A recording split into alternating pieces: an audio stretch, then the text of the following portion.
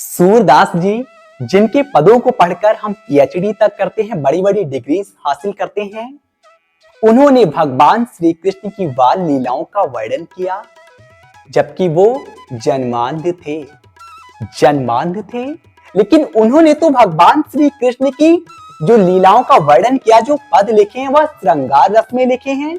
एक नेत्रहीन व्यक्ति श्रृंगार रस की रचना कैसे कर सकता है? तो क्या वह जन्मांध नहीं थे? वह बाद में नेत्रहीन हुए थे, बाद में उनकी आंखों की रोशनी गई थी।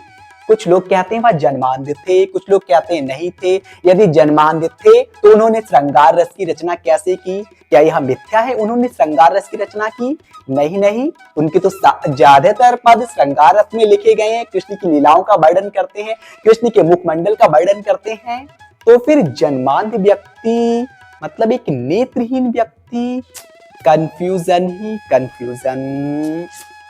हाँ, बिल्कुल सही है, उन्होंने श्रृंगार रस की रचना की, यह भी 100% सत्य है। और वह जन्मांध थे, यह भी बिल्कुल सही है। और तीसरा सत्य ये भी है, एक अंधा व्यक्ति श्रृंगार रस की रचना नहीं कर सकता।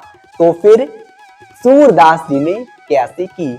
क्योंकि सूरदास जी के पास निसंदेह वह नेत्र नहीं थे या स्थूल दृष्टि नहीं थी, लेकिन उनके पास दिव्य चक्षु था, थर्ड आई, डिवाइन आई थी। उस दिव्य चक्षु से, दिव्य नेत्र से वह अपने अंतःकरण में भगवान कृष्ण की जैसी जैसी लीलाओं को देखते गए, वैसा वैसा वर्णन पदों में करते गए, वैसा वैसा लिखते गए। श्रृंगार रस की रचना उन्होंने की, देख कर की, लेकिन स्थूल दृष्टि से नहीं, वह दिव्य दृष्टि के द्वारा उन्होंने श्रृंगार रस की रचना की थी।